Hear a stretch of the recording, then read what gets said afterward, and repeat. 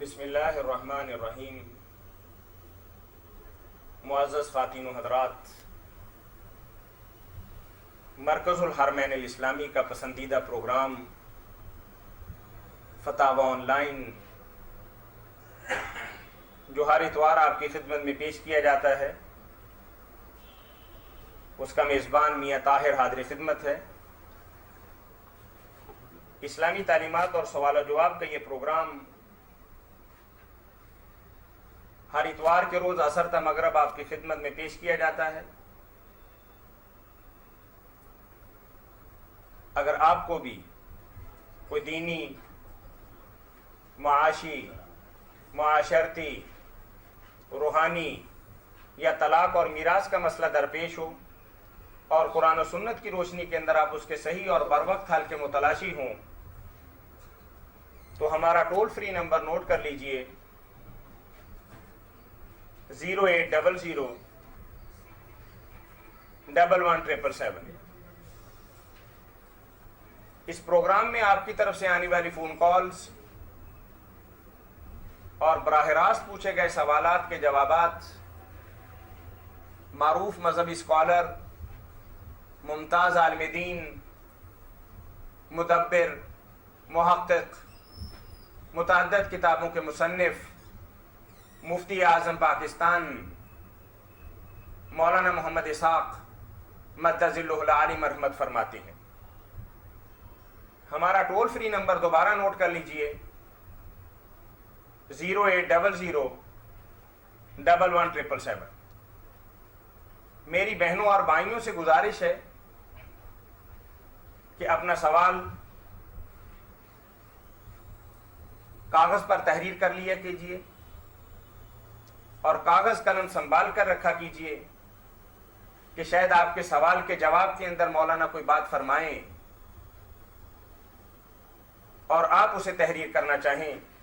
جی مولانا، ہمیں سب سے پہلا ایک سوال کیبل کے حوالے سے موصول ہوا ہے، اور بھائی نے سوال کیا ہے کہ آج کل کیبل نیٹ ورک کا کام بڑے زور و شور سے ہو رہا ہے، اور بقول ان کے جو کہ بالکل بے حیائی اور فحاشی پھیلا رہے ہیں۔ کیبل کے کام سے جو پیسہ کما رہے ہیں حلال ہے یا حرام ہے، اور کیبل گھر میں لگوانا جائز ہے یا ناجائز ہے؟ یہ تعظیم اشرف صاحب کا سوال ہے۔ پہلے کال لیں گے جی السلام علیکم۔ وعلیکم السلام۔ جی ہاں جی، محمد امین شاد صاحب لاہور سے بات کر رہے ہیں۔ ہاں جی، وہی جو واقعہ ہوا اسی سلسلے میں مولانا صاحب کی رائے جاننا چاہتا ہوں کہ وہ نوجوان پاکستانی ٹیکسٹائل انجینئر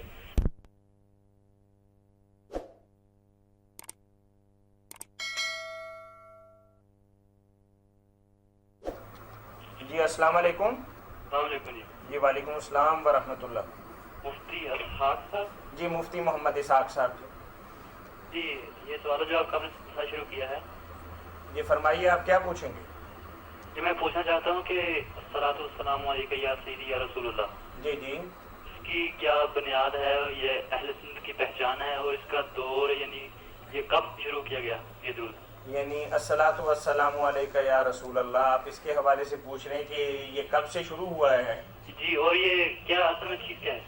جی کیا ہے اس کی حقیقت کیا ہے؟ جی جی جی ٹھیک ہے جی جی جواب دے رہے ہیں مولانا آپ کے لیے۔ جی جی مولانا۔ میرے بھائی، ایک تو ہے کہ الصلاۃ والسلام علیکہ یا رسول اللہ، اس کے کہنے کی کیا حیثیت ہے؟ یہ جائز ہے یا یہ نہیں جائز؟ ایک تو بات یہ وہ لوگ کرتے ہیں، اس بارے میں تو صاف بات یہ ہے کہ اس آدمی کے ذہن میں کوئی غلط عقیدہ نہیں تو یہ پڑھنے میں تو کوئی حرج نہیں۔ یہ وہی ہے جو نماز میں ہم پڑھتے ہیں السلام علیکہ ایھا النبی، اس میں اور اس میں کوئی فرق نہیں ہے، ایک ہی بات ہے، خطاب کے صیغے ہیں، ندا ہے ایھا اور یا، صرف یہ ہونا چاہیے۔ وہ بھی اس لیے کہ حضور صلی اللہ علیہ وسلم نے خود ہی بتایا کہ فرشتے مجھ تک لوگوں کا سلام پہنچاتے ہیں، ورنہ اگر آپ کہہ رہے تھے میں دور سے ہی سنتا ہوں تو ہمیں اس پر بھی کیا اعتراض تھا؟ اللہ قادر ہے جو چاہے طاقت دے، مگر اب ہم حضور کے کہنے پر صلی اللہ علیہ وسلم یہی مانیں گے کہ اللہ کے فرشتے آپ کی خدمت میں حاضر کرتے۔ اس لیے جیسے سرکاری خطوں میں ہم لکھ دیتے ہیں، حالانکہ ان پر کوئی تسلی نہیں کہ ضرور پہنچے گا، تو وہاں بھی لکھتے ہیں چچا جی بھائی جی السلام علیکم، جب وہ جائز ہے تو اس میں کیا عرض ہے؟ جائز تو ہے، مانے کہ اللہ کے فرشتے آپ کی خدمت میں عرض کر رہے ہیں، صحیح عقیدہ یہ رکھے تو پڑھنے میں کوئی حرج نہیں۔ باقی یہ جو نشان بن گیا. نشان تو اب لوگوں نے بنایا بالکل تھوڑے سال ہوئے پاکستان بننے کے بعد. جب لوگ یہاں ہجرت کر کے آئے تو حضرت مولانا سردار احمد صاحب اللہ عنہ پر رحمت اللہ انہوں نے یہ شروع کیا. یا ورنہ بریلوی حضرات بھی موجود تھے, کوئی صلاۃ نہیں پڑھتا تھا اذانوں سے پہلے, ویسے ہی اذان ہوتی تھی. یہ انہوں نے شروع کیا. سب لوگ ابھی زندہ ہیں, جانتے ہیں. تو ایک علامت بنا لی. لوگ اب بھی کہتے ہیں کہ یار ہم نے صرف یہ دیکھنے کے لیے کہ حبیوں کی مسجد ہے, یہ خواہ خواہ کی ایک بات نہیں. یہ تو نیت کوئی نیک نہیں بذات خود, ہر وقت جب بھی چاہے پڑے کوئی بات نہیں. مگر یہ نشان جو بنایا نا, یہ تو خیر خواہ خواہ کی بات. اور پھر اذان سے پہلے تو نہیں تھا. پہلے جو نکلا تھا وہ علامہ شامی رد المختار میں بتاتے ہیں کہ مصر میں پہلے شروع ہوا اور 8ویں صدی میں یہ شروع ہوا کہ وہ کہتے تھے مغرب کے ساتھ نہیں ہوتا تھا, پھر اس کے ساتھ بھی ہو گیا, مگر بعد میں ہوتا تھا جس کو تصویب کہتے تھے کہ اذان ہو گئی, بعد میں تھوڑی دیر بعد پھر دوبارہ دہرانا. اب یہ پہلے بھی نکال لیا, پہلے بھی پڑھے بعد میں. اب تو میں نے سنا ہے کام کے وقت بھی کچھ لوگ کہنے لگے. تو یہ تو خواہ مخواہ دین میں ترمیم کرنے کی باتیں ہیں. درود شریف جن لفظوں کے ساتھ بھی آپ جی چاہیں دن رات اس وقت چاہے پڑھتے ہیں بابرکت ہے, اتنا اجر و ثواب اس کا. اب اس بارے میں کوئی بات دریافت طلب ہے تو آپ پوچھ لیں. جی بھائی, جی بہت شکریہ جناب. جی اللہ خیر سے رکھے, مہربانی جی فرمائیں. اچھا, جی مولانا, کیبل کے حوالے سے بھائی نے سوال کیا تھا. کیبل کے بارے میں جب بھائی نے خود ہی کہا کہ اس سے بے حیائی اور فحاشی پھیلائی جا رہی ہے. السلام علیکم. وعلیکم السلام. لائن کٹ گئی تھی. جی کوئی بات نہیں. اب وہ بھائی امین شاد ہے, ہاں جی. تو آپ اس کے بارے میں مرحوم کے بارے میں پوچھ رہے ہیں عامر سے. میں تو کئی دنوں اخبار ہی نہیں دیکھ سکا. تو اس بارے میں ہمیں زیادہ تفتیش میں پڑھنے کی کیا ضرورت ہے کہ وہاں کیا حالات پیش آئے. تشدد سے وہ بیچارے رخصت ہوئے دنیا سے یا انہوں نے خودکشی معذلہ کر لی, جو بھی ہے وہ معاملہ اللہ کے پاس ہے. اور جو کچھ اس نے کیا تھا پہلے, جو بیان عدالت میں دیا, اور سارے لوگ جانتے ہیں کہ اسے گستاخ رسول پر اس نے حملہ کیا اور انکار بھی نہیں کیا, صاف عدالت میں کہا کہ میں نے کیا. تو یہ تو نیت اس کی ہے نیک, تو بہت اچھی بات, اللہ اس کا اجر دے گا. بعد میں جو کچھ ہوا وہ اللہ کو معلوم ہے. اگر غلطی بھی ہوئی ہے, حالات سے تنگ آ کر اس نے جان دے دی خودکشی کر کے, تو اللہ معاف فرمائے, درگزر کرے. مولانا صاحب پہلے جو 55 دن میں تشدد کے بعد اس کی موت واقع ہوئی, وہ تو صاف ظاہر ہوتا ہے کہ اس نے ایسی حرکت کی ہے کہ دنیا داری کے کا اگر بندہ ہوتا نا تو وہ پی ایچ ڈی کرنے اور اس طرح کے چکر میں نہ جاتا. نہیں, میں تو آپ نے بات لمبی کر دی نا, اس بحث میں پڑھتا ہی نہیں نا کہ تشدد سے انہیں مارا گیا, یا تنگ بھی آ جاتا نا مار کھاتے کھاتے پولیس کی. کئی لوگ بیچارے کہتے ایسے تو مر جانا بہتر ہے. یہ وہ قیدی جو ہے مجاہدین ہیں امریکہ کی قید میں جزیرے میں, ان کا کئی بار آیا کہ وہ بیچارے پھر مرنے کی کوشش کرتے ہیں, کیا کریں. تو کوئی بات نہیں, اللہ تعالیٰ اس کی نیت کے مطابق اجر دے گا. آپ امین شاہ صاحب اس حوالے سے آپ ہم سے کیا پوچھنا چاہ رہے ہیں؟ میں یہ پوچھنا چاہتا ہوں, میرا ذہن میں یہ آتا ہے کہ اس نے غازی علم الدین شہیدی. میں ایک بات کرتا ہوں کہ دینی حوالے سے آپ ہم سے اس سلسلہ میں کیا رہنمائی چاہتے ہیں؟ میں یہ چاہتا ہوں کہ مولانا صاحب کا تبصرہ اس بارے میں سننا چاہتا تھا, لیکن یہ نہیں. میرا تبصرہ تو یہی ہے کہ گستاخ رسول پر جو حملہ اس نے کیا بالکل ٹھیک کیا. باقی بعد میں جو کچھ وہ اللہ کو بہتر معلوم ہے, اگر غلطی بھی ہوئی تو اللہ معاف کرنا. بالکل صحیح. جی چلیں.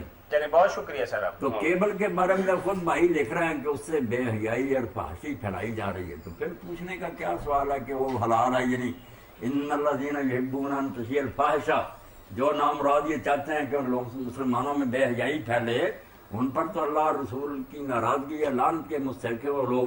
تو جائز کیسے ہو سکتا ہے, کمائی بھی کیسے جائز ہو سکتا ہے. درمیان میں چھوٹا سا سوال یہ پیدا ہوتا ہے کہ کیا ہم اپنے گریبانوں کے اندر منہ ڈال کے یہ بات کہہ سکتے ہیں کہ ہم نے امت مسلمہ کے لیے اس حوالے سے کوئی رہنمائی کا پلان کوئی تیار کیا ہوا ہے؟ یعنی ایک آدمی یہ چاہتا ہے کہ اپنے گھر پہ بیٹھ کے دینی حوالے سے کوئی رہنمائی حاصل کرے, تو کیا ہم نے کبھی سر جوڑ کے اس حوالے سے کچھ اس خدمت کو سر انجام دینے کے بارے میں کوئی پلان بنایا؟ اب جب ایک میدان خالی چھوڑ دیا لوگوں کے لیے, اب بے حیائی پھیلائیں گے پھر اور کیا کریں. یعنی جس طریقے سے آپ دیکھیں کہ کیو ٹی وی ہے جیسا بھی ہے, اب اس کے علاوہ ڈی ایم ٹیلی ویژن ایک اپنا لندن سے ڈاکٹر لیاقت حسین صاحب ہیں, انہوں نے شروع کیا, اور اس کے علاوہ بے شمار چینل ہے. پیس چینل ہے انڈیا کا, آپ دیکھ لیں, اس پہ ڈاکٹر ذاکر نائک اور سارا دن کوئی نہ کوئی مبلغ اچھے انداز کے اندر سپیچ کرتا رہتا ہے. تو کیا ہم نے اپنی ذمہ داریوں کا احساس کرتے ہوئے اس حوالے سے کوئی کردار ادا کر چکے ہیں یا کرنا چاہتے ہیں؟ طاہر صاحب کا منشا یہ ہے کہ یہ سارے آلات جو ہیں یہ تو اللہ کی نعمتیں ہیں جس دور میں لوگوں کو حاصل ہوئی ہیں، اگر ان سے اچھا کام لیا جائے تو بڑی تیزی سے دین بھی مشرق مغرب میں ایک لمحے میں پہنچایا جا سکتا۔ آپ دیکھیے دیندار لوگ یہ بھی کریں نا۔ زیادہ سے زیادہ 2 مہینے ہوئے ہیں کہ ڈاکٹر ذاکر نائک ایک چینل پر آنے لگے ہیں، پہلے کبھی کبھار مہینوں کے اندر ایک بار آتے تھے، اب بنا ناگا ان کا پروگرام لگتا ہے اور ہر بندہ جاننے لگ گیا کہ یار کو ڈاکٹر ذاکر نائک بھی ہے، اور مسلمانوں کے اندر اللہ تعالیٰ نے اسے اتنا علم دیا ہوا ہے اور کتنی اتھینٹیکیٹڈ اور کتنے وثوق اور یقین کے ساتھ وہ بندہ بات کرتا ہے۔ اب مولانا بچے کی زبان پر ڈاکٹر ذاکر نائک کا نام آ گیا، تو کیا ہم اس حوالے سے کیا اپنی مطلب کوئی ایسی ذمہ داریاں ادا کر رہے ہیں جو ہمیں کرنی چاہیے، اور خالی یہ بات سوچ کے کہ یہ غلط ہے، غلط تو ہے، لیکن غلط کو ہم کس طریقے سے اپنے دین کے حوالے سے اور امت مسلمہ کے حوالے سے استعمال کر سکتے ہیں، یہ شاید ہم کبھی نہیں سوچتے۔ اس کو کس طریقے سے مولانا کرنا چاہیے؟ بس یہی ہے نا کہ جیسے دیر تک کہتے رہے کہ یہ سپیکر جو ہے یہ اعلیٰ اللہ ہے، یہ گانے بجانے والوں کا اعلیٰ، ہم نہیں ہاتھ لگائیں گے، نہ خطبہ اس پر پڑھیں گے، نہ نماز پڑھیں گے، بہت دیر کر دیا، حرم شریف تک میں بھی ہو رہا ہے خطبے پہ۔ تو اللہ کی ایک نعمت جو سامنے آتی ہے اس سے دور رہنے کا کیا فائدہ؟ اس کو اپنے ہاتھ میں لیں، اس سے اچھا کام لیں، برے کام والوں کو پیچھے ڈالیں کہ وہ نہ کر سکے۔ دین کے حوالے سے جتنا مطلب کام ہمارے ملک میں ہو رہا ہے شاید اتنا کم کسی بھی دنیا کے غیر مسلم خطے کے اندر بھی نہیں ہو رہا، ہم سب سے پیچھے ہیں، یعنی الفاظ کے اندر، جملوں کے اندر، اپنے خطبات کے اندر تو ہم سب سے آگے ہیں۔ آپ یہ دیکھیے کہ سعودی عربیہ اور دیگر عرب ممالک نے ساری دنیا کی کتابیں جو ہیں نا المکتبۃ الشاملہ، یعنی اتنا بڑا ذخیرہ ہے کہ اگر کوئی ایک مربع کے اندر کوئی لائبریری بنائے تو شاید وہ کتابیں اس میں بھی پوری نہ آئیں، جو ایک سی ڈی کے اندر یا چند سیڈیوں کے اندر یا انہوں نے ہارڈ ڈسک کے اندر قید کر دی۔ 98 کتابیں مدر بکس، اور ہمارے ہاں صرف آج کل ایک آدھ کتاب آئی ہے تفہیم القرآن کے بارے میں، پتا چلا کہ 5 سیڈیوں کے اندر، 6 سیڈیوں کے اندر انہوں نے ان لوگوں کے لیے تفہیم القرآن کو ریکارڈ کر دیا کہ جو لوگ پڑھ نہیں سکتے لیکن دین کی بات سن سکتے ہیں اور سمجھ سکتے ہیں۔ اب 6 سیڈیوں کے اندر ایک مکمل جلد جو ہے وہ تفہیم القرآن کی آ گئی، اور اس حوالے سے بہرحال مولانا کی بات بڑی اہم ہے اور قیمتی ہے، اور خاص طور پر ان حلقوں کو جو اس سلسلے کے اندر اپنا کردار ادا کر سکتے ہیں، کیبل کے حوالے سے انہیں اپنی ذمہ داریوں کا احساس کرنا چاہیے، اور اس حوالے سے ان کو میدان کے اندر آ کر کوئی کام کرنا چاہیے تاکہ اس کا سدباب کیا جا سکے۔ اور بات بھائی کی صحیح ہے کہ یہ بے حیائی جتنی پھیل رہی ہے، کیبل کا اس کے اندر بہت بڑا کردار ہے، لیکن کوشش کی جا رہی ہے کہ کسی حد تک اس کردار کو ختم تو نہیں کیا جا سکتا، کم کیا جا سکتا ہے۔ اللہ مہربانی۔ جزاکم اللہ خیر۔ مولانا ایک سوال ہمیں اور موصول ہوا ہے، اور ہمارے بھائی یہاں حافظ موجود بھی ہیں، حافظ محمد ایوب صابر صاحب، انہوں نے قسطوں کے حوالے سے سوال کیا ہے، چونکہ اس میں کچھ 2 اس وقت طبقے بن چکے ہیں کہ ایک طبقہ تو قسطوں کی چیزوں کو بالکل جائز اور حلال کہتا ہے، اور آپ جیسے علماء کرام شاید ایک آدھ آوازی ہو آپ کی پورے پاکستان کے اندر کہ آپ قسطوں کے کام کو ناجائز قرار دیتے ہیں۔ تو بھائی کا سوال یہ ہے کہ قسطوں پر جو چیز ملتی ہے کہ اصل قیمت ہونی چاہیے یا زیادہ بھی لی جا سکتی ہے، اور قسطوں والی قیمت اور عام قیمت کے اندر اگر کوئی فرق نہ ہو تو کیا یہ جائز ہے؟ کال لینے پھر جواب دینے۔ جی السلام علیکم۔ السلام علیکم۔ جی وعلیکم السلام ورحمۃ اللہ۔ اسحاق صاحب بول رہے ہیں؟ جی جی گل کریں میرے بچے کا مسئلہ۔ جی جی میرے بچے کا نا پیدائش سے پہلے کا مسئلہ ہے، میرا بچہ ہونے والا سی، ڈاکٹر نے کہا دماغ کی پانی ہے بچے کو، جی جی لیکن انہوں نے بچہ کی نوکری نہیں دیتی۔ اچھا چلیے میں آپ کو ایک بات کرتا ہوں کہ آپ کا جو مسئلہ ہے نا یہ روحانیت کے ساتھ تعلق رکھتا ہے، یہ دینی معلومات اور تصحیح کے ساتھ نہیں ہے۔ آپ اسی نمبر پہ جمعرات کے دن صبح 9 بجے سے 4 بجے تک کال کر لیں، جمعرات کے دن صبح 9 بجے سے 4 بجے تک انشاءاللہ کال کر لیں، مولانا آپ کی رہنمائی فرما دیں گے۔ بالکل آپ کی بات بیان سنیں گے اور انشاءاللہ جو مناسب بات ہوگی۔ جی وعلیکم السلام ورحمۃ اللہ۔ جی قسطوں کے حافظ صاحب نے کیا لکھا؟ انہوں نے پوچھا کہ اگر قیمت ایک ہی ہو تو مطلب نقد کی بھی اور ادھار کی بھی، پھر تو اس میں کوئی مذاکرے والی بات ہی نہیں۔ مذاکرے والی بات پھر تو بہت اچھی بات ہے نا کہ جس نے ادھار پر بھی دیا اتنے پیسے رکھے، شاباش، یہی تو میں کہتا ہوں۔ السلام علیکم۔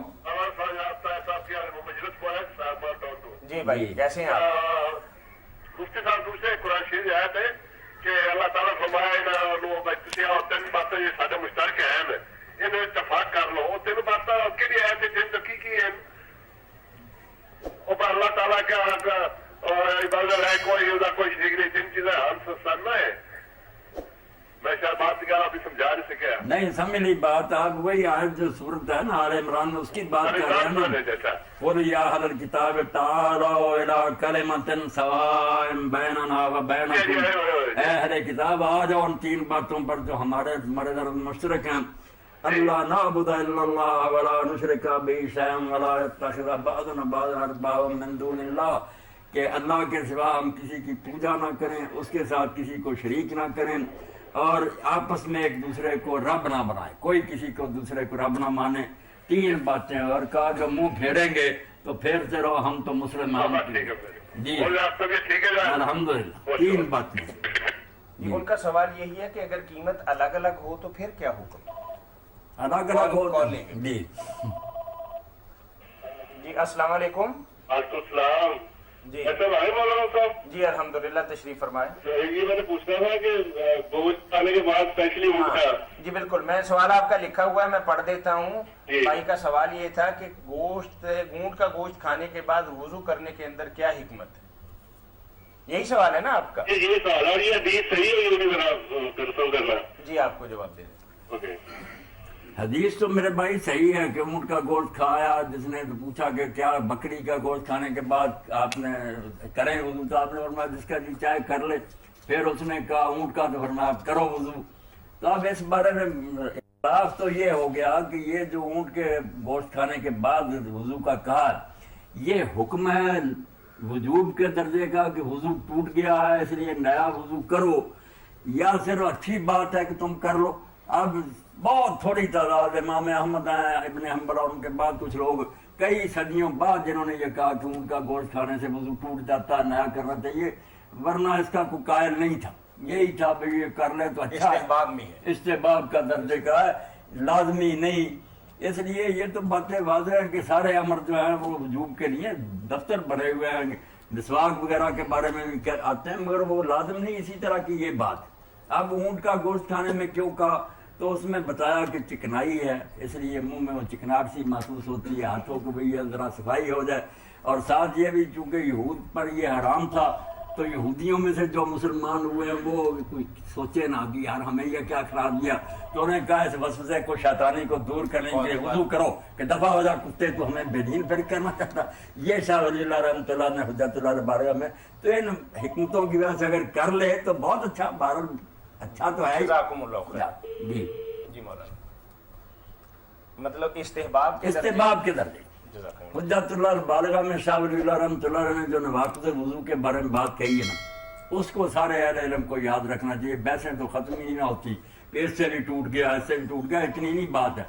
جن چیزوں سے وضو ٹوٹتا وہ حضور نے اس طرح چھپا کر نہیں السلام کہی علیکم۔ کہ کسی کو پتا اور کسی کو نہ پتا۔ وعلیکم السلام ورحمۃ اللہ۔ ہاں جی بھائی، ایک پوچھنا تھا، یہ جو بچوں کے سر منڈواتے ہیں جو نوزائیدہ بچے ہوتے ہیں، جی تو ہم نے سنا ہے کہ رسول اللہ صلی اللہ علیہ وسلم ان کے بال کے برابر چاندی کا وزن کر کے وہ خیرات کرتے تھے۔ جی جی تو یہ پوچھنا ہے کہ یہ مصنون طریقہ یہی ہے، اور دوسری بات یہ پوچھنی تھی کہ یہ اس کے حقدار کون ہیں، کن لوگوں میں دیا جانا چاہیے یہ جو بچے کے اب بچہ جو نیا پیدا ہوتا ہے تو اس کا سر جب منڈوایا جاتا ہے تو اس موقع پر جو چیزیں مصنون، ان میں عقیقہ بھی ہے، اور ان میں سے یہ بھی ہے جو رسالت مآب علیہ السلام نے سیدۃ النساء سے حضرت فاطمہ الزہرا سے فرمایا کہ حسن اور حسین رضی اللہ عنہ کی پیدائش کے بعد جو سارے ان کے منہ کرنا، ان کو توڑ کر اس کے برابر چاندی صدقہ کرنا، یہ آپ نے فرمایا تھا۔ اس لیے یہ سنت ہے کہ جتنی اس کی مقدار اور وزن ہو بالوں کا اتنا پیسے دے دے یا چاندی دے دے۔ ہاں جی، تو حقدار تو وہی لوگ ہیں جو صدقے کے حقدار ہوتے ہیں، غریب، یتیم، بیوہ، مسکین وغیرہ، ان کو ہی دینا ہے۔ ٹھیک ہے جی ٹھیک ہے ٹھیک ہے، بالکل نیک عمل، صحیح حدیث سے ثابت ہے۔ صحیح، مطلب یہ مصنون طریقہ یہی ہے، مصنون اسے کرنا چاہیے لڑکی اور لڑکے دونوں لڑکے کے لیے لڑکی ایک دونوں کا، دونوں کے لیے۔ دونوں کے لیے۔ اچھا، دوسرا یہ پوچھنا تھا کہ لڑکی کے عقیقے کے لیے ایک بکرا ہونا چاہیے؟ لڑکی کے لیے ایک جانور کافی ہے، لڑکے کے لیے دو ہے۔ لڑکے کے لیے دو، اور اس جانور کے لیے کچھ شرائط بھی ہیں کہ وہ کیسا ہونا چاہیے؟ جو شرائط بیان کی جاتی ہے نا قربانی والی، ہاں جی ہاں جی، وہ نہیں ٹھیک، یہ قیاس ہے۔ قربانی کے احکام آپ نے الگ بیان فرمایا، عقیقے کے جانور کے لیے کہیں نہیں آتا کہ اس کی اتنی عمر ہو ہاں جی، یا وہ ایسا ہو ایسا ہو، کوئی نہیں۔ बहरहाल अपनी हैसियत के मुताबिक तो मेरे भाई अच्छी से अच्छी चीज अल्लाह के रास्ते में देनी चाहिए, मगर शर्तें कोई नहीं इनकी। शर्तें कोई नहीं है? नहीं, कोई शर्तें नहीं। ठीक है, बहुत मेहरबानी थी, बहुत मौलाना उसको इस तरीके से ले सकते हैं कि जैसे कुर्बानी के लिए को 2 दांत वाला हो, इतना हो, इतना हो, तो जिस तरीके से हमने किसी इदारे को बकरा सदका करना हो तो उसके लिए बहुत ज़्यादा शराइत पेश नज़र नहीं होती। किसी दीनी इदारे को या किसी और जगह पे या किसी बंदे का सदका देना हो तो हम ये बहुत ज़्यादा उसके अंदर ना शराइत नहीं करते। तो इसी तरह अकीके के जानवर के अंदर भी बहुत ज़्यादा शराइत नहीं है, ना इसकी उम्र की कोई कायदा है, ना इसके लिए कोई और शर्तें हैं कि ऐसा हो, उसमें कोई ये ऐब ना हो, ये ऐब ना। बाकी एक बात जो हजरत उर्वा इब्न ज़ुबैर ने कही ना, और वो मुत्ता इमाम मालिक में वो उसूल के तौर पर याद रखनी चाहिए कि जब भी कोई किसी की खिदमत में तोहफा पेश करता है। कॉल लेते हैं। अस्सलाम वालेकुम। जी वालेकुम अस्सलाम व रहमतुल्लाह। आपसे पहले भी मेरी काफी दफा बात हुई है, तो एक का मसला मैंने ये पूछना था कि ये मैंने थोड़ा किसी बात के लिए जो बंदा कसम उठाता है कि ये काम मैंने नहीं करना और इस बात की कसम है, तो वो फौरन बंदा ये भी कह दे कि नहीं भाई कसम कोई नहीं, तो क्योंकि पता होता है कि वो काम करना ही करना है, तो है और काम करना ही करना है, तो फिर इसमें कफारा है देना पैना है कि नहीं? लघु कसमें ऐसे बात बात पे बंदा कसम उठाता है और पता भी है ये ऐसे ही है। जी बात समझ गए मौलाना आपकी। क्या हुआ? मेरी बहन आपने ये कहा है कि कसम उठाई कि मैंने ये काम नहीं करना, हाँ, हालांकि करना भी होता है, बाद में वो करती भी हैं। नहीं वो काम जिस घर का कोई काम था ना, तो मियाँ और देवर के सामने बोला कि ये मैंने मुझे कसम है, मैं अगर आपके किसी मामले में मेरे देवर की शादी थी तो मैंने कसम उठाई कि मैं अगर किसी बात में बोलूँ तो या आपका कोई काम करूँ तो मुझे कसम है, और शादी में तो मुझे हर बात में बोलना तो सिखा ही मेरा था। तो फौरन ही वैसे गुस्सा मुझे एकदम से आ गया ना, तो फौरन ही मैंने कहा नहीं अल्लाह मियाँ मेरे बगैर भी ये शादी होनी ही नहीं, गुजारा ही नहीं है, तो कोई कसम शसम मेरी कोई नहीं। तो वो फिर फौरन कह भी दिया कि नहीं अल्लाह मियाँ कसम हुई मैंने कसम उठा ली, फिर साथ ही कहा कि नहीं कोई नहीं कसम वसम नहीं। अब आपके कहने से तो बात खत्म नहीं ना होगी, क्योंकि अल्लाह ताला फरमाता है वहफज़ू ऐमानकुम, कि अल्लाह का नाम इतना बेकदर नहीं है कि तुम ऐसे खाम खा लो और उसको सरसरी बात समझो। जब एक बार कहा कि अल्लाह की कसम मैं ये काम करूंगा या नहीं करूंगा, तो अब उसके खिलाफ जब नजर आया ना कि ये तो ठीक बात नहीं, दूसरा बात पहलू दुरुस्त तो करना तो यही चाहिए कि उस कसम को तोड़ दिया जाए, मगर वो कसम तोड़ते वक्त भी ये हरजाना देना पड़ेगा कि या तो 3 रोजे लगातार रखे या 10 मिस्कीनों को खाना खिलाए। 10 मिस्कीनों को होता है कि 60 मिस्कीनों को होता है? 10 मिस्कीनों को खाना खिलाना है। अच्छा। 60 नहीं, 60 वो और बातों पर है। ये कसम का कफारा जो 3 रोजे या 10 मिस्कीनों का खाना, ये तो देना ही पड़ेगा ना, ताकि आदमी जुबान को कंट्रोल में रखे कि अल्लाह का नाम इतना सरसरी नहीं है, अल्लाह अजीम है, साहिब जलालत है, उसकी हुकूमत है, उसका नाम मुसलमान ले। 30 रुपए से बंदा समझो तो 200 बंदा दे दे। जी क्या फरमा रहे हैं आप? 20 रुपए की मस्कीन समझे तो 200 बंदा दे दे। नहीं ये तो ऐसे अल्लाह ताला को टरखाने वाली बात है। आप साहिब हैसियत हैं, आप कपड़े लेकर दें 10 मिस्कीनों को, 10 मिस्कीनों ताकि एक दफा सजा मिल जाएगी तो इंशाल्लाह आइंदा बंदा एहतियात करेगा। अच्छा, तो दूसरा ये है कि जैसे मैंने आज से पहले भी बात की थी ना कि मेरी चूड़ियां गुम हो गई हैं, तो मैं अपने घर के मुलाजमों से कसम उठवा सकती हूँ कि आप उठाएं? हाँ ठीक है। बहुत अरसा पहले बहन ने सवाल किया था कि मेरे घर से कुछ जेवरात चोरी हो गए। हाँ जी। मुझे शक है कुछ अपने घर काम करने वाली बीवियों पर। हाँ जी। तो मैं उनसे हलफ लेना चाहती हूँ कि ऐसा करना मेरे लिए कुछ जायज है? जायज है मेरी बहन, जायज है। आप उनसे हलफ उठवा सकती हैं। अगर आपको शुबह है ना कि शायद इन्होंने चोरी किया हो, तो आप उनसे कसम दे सकती हैं कि हलफ उठाओ कि तुमने ये काम नहीं किया। चलो ठीक, कसम दे सकती हैं। चलो ठीक है, मेहरबानी। मौलाना हमारे यहाँ तो एतमाद पर एक दूसरे की कसम उठा लेते हैं, कभी पर्या पंचायत के अंदर या किसी मुकदमे के अंदर। तो मुझे एक वाकया याद आ रहा था कि एक ईसाई औरत के साथ हमारा कुछ मामला बिगड़ गया कि उसने चोरी की। तो वो कहती कि मैं कसम देने के लिए तैयार हूँ। तो हमें एक ईसाई ने कहा कि ठीक है, इसकी कसम नहीं लेनी, इसके मोहल्ले के फलां आदमी की कसम लेनी। वो बंदे ने कहा कि मैं 2 दिन बाद सोच के जवाब दूँ। 2 दिन के बाद उसने कहा जी कि बताएं आप, मैं किस तरह का हलफ दूं, मैं तैयार हूं। तो हमने पूछा कि भाई तुम कैसे तैयार हुए? वो कहता है जिस बीबी पर तुमने इल्जाम लगाया था, मैं उसे नहला के धुला के चर्च के अंदर लेकर गया। उसने वहां जाकर हमारे अकीदे के मुताबिक कसम उठाई, अब मैं उसकी कसम पे कसम उठाऊंगा। क्या हमें भी ऐसा करना चाहिए जो आपस के अंदर हलफ वगैरह हम उठाते हैं? अब जो क्रिश्चियन था उसको तो ये करना ही ना चाहिए, ईसाइयों में तो कसम है ही ना, کسی طرح نہیں یہ وہ اس نے غلط کہا یا نہیں تو شاید ہمیں راضی کرنے کے لیے کہا۔ کہہ دیا عیسائی جو ہے نا وہاں تو بائبل میں صاف لکھا رہا کہ مسیح علیہ السلام نے کہا کہ تمہیں یہ قسم نہیں کسی معاملہ میں دینی چاہیے، تمہاری بات ہاں یا نہ ہو، ویسے سچ بولو کہ جو ہے بتا دو، قسم نہیں عیسائیوں میں، اس لیے یہ تو خواہ مخاطر کھانے کے لیے کہہ دیتے ہیں۔ باقی یہ مسلمانوں میں بھی جو ہے نا کہ قسم لینی ہے، اس کی فلاں سے لینی ہے، اب فلاں بیچارہ کیا جانتا، وہ بھی یہی کرے گا کہ اس سے قسم لے گا یا لوگوں سے پوچھے گا، پھر وہ اپنے علم کی حد تک کہہ دے گا کہ میں نے جو پتہ کیا اس کے مطابق یہ بات ہے، حالانکہ ہو سکتا ہے بیچارے کو کسی نے صحیح نہ بتایا ہو۔ تو فائدہ کوئی نہیں آگے سے آگے لوگوں کو نا لپیٹ میں لینے کا، بہتر یہی ہے کہ جس خبیث پر شبہ ہے نا اگر وہ جلتا تو جل جائے، اس سے قسم لے بس، اور کسی کو برباد کرنے کی کیا ضرورت ہے۔ اس وقت تو اگر چور پکڑا جائے تو وہ ایک قسم کیا وہ کروڑ قسم کھانے کے لیے تیار ہے کہ میں چور نہیں ہوں، تو پھر معاملہ پھر طاہر اگر وہ ایسا کرنے پر تیار ہے تو کسی اور کی آپ کہیں گے وہ بھی اسی سے پوچھے گا نا کم وقت مجھے بتا دے، اس کے ساتھ ہی سامنے بھی وہ قسم اٹھا دے گا۔ نہیں ہم یہ ایک سمجھتے ہیں کہ سٹیج بڑھ گئی، باقی وہ آ کر بھی یہی کہے گا کہ بھائی میں نے پوچھا ہے، صحیح ہے، صحیح، کچھ نہیں فائدہ۔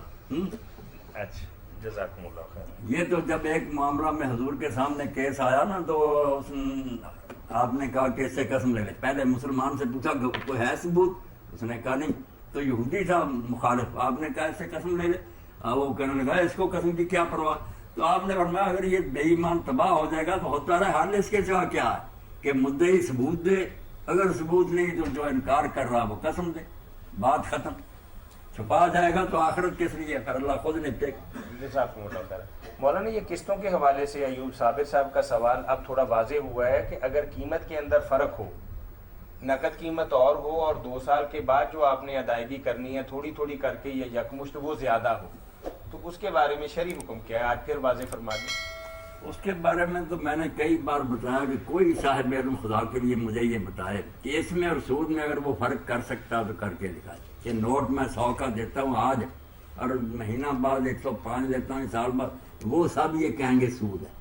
اگر وہ نوٹ نہیں پکڑاتا، کہتا 100 کے نوٹ کی بجائے یہ چیز ہے 100 کی اب، مگر اس وقت اس کے 105 ہوں گا، کوئی بتائے دنیا کا کوئی عقل مند ہے کہ ان دونوں میں کون سا حقیقی فرق ہے، اس کی وجہ سے وہ سود ہے یہ سود نہیں، بالکل سود ہے۔ پھر وہ ایک ہیلا بن گیا کہ نوٹ نہ دو چیز دے دو، یہ بالکل جیسے علامہ البانی صاحب کہتے تھے، میں کہتا ہوں، اور مولانا مودودی رحمۃ اللہ علیہ نے تو مسائل میں کہا صریح سود ہونے میں ایک تو تھا شک شبہ، تو اس کے صریح سود ہونے میں کوئی ہے کوئی شبے کی بات کہ صرف نیاز بڑھنے سے قیمت بڑھ اگر گئی؟ مولانا ان کی بات کو تسلیم کر لیا جائے تو ایک بات بڑی پرانی میرے ذہن کے اندر ہے کہ زرعی ترقیاتی بینک زمینداروں کو بھینس خریدنے پر پیسے دیتا تھا، اور اس نے ایک ریٹ طے کیا ہوا تھا کہ اس زمانے کی بات ہے کوئی 20 سال پرانی کہ 9,000 روپیہ فی بھینس ہم نے دینا، یعنی در حقیقت وہ یہ بھینس خرید کے دیتے تھے ایک طرح سے،